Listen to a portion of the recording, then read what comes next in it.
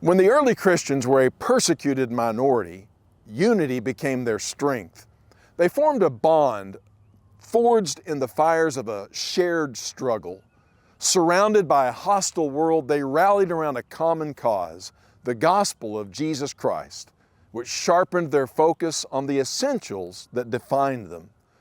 They stood together, anchored in the truth that God had sent His Son to redeem them through His death, burial, and resurrection.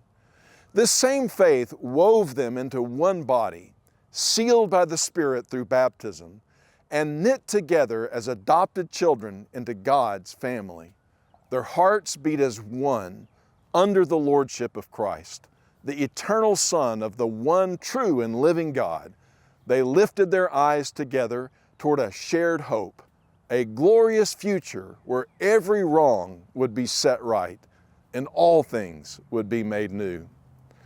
Now let's pause for a moment. Did you notice that in that last paragraph, I simply laid out in narrative form the 7 truths that Paul mentions in Ephesians 4:4-6. These 7 truths form the foundation upon which Christian unity is based.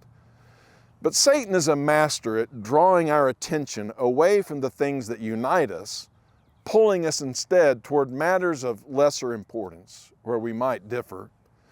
When that happens, it's only a matter of time until those who should be regarded as our friends are looked upon as our enemies.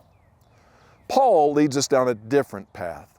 In verses 11-16, he explains that when we face disagreement or conflict, we're to look to the pattern for the church to follow, a pattern that brings us into fuller unity. And then he makes it crystal clear that that pattern is none other than the person of Jesus Himself.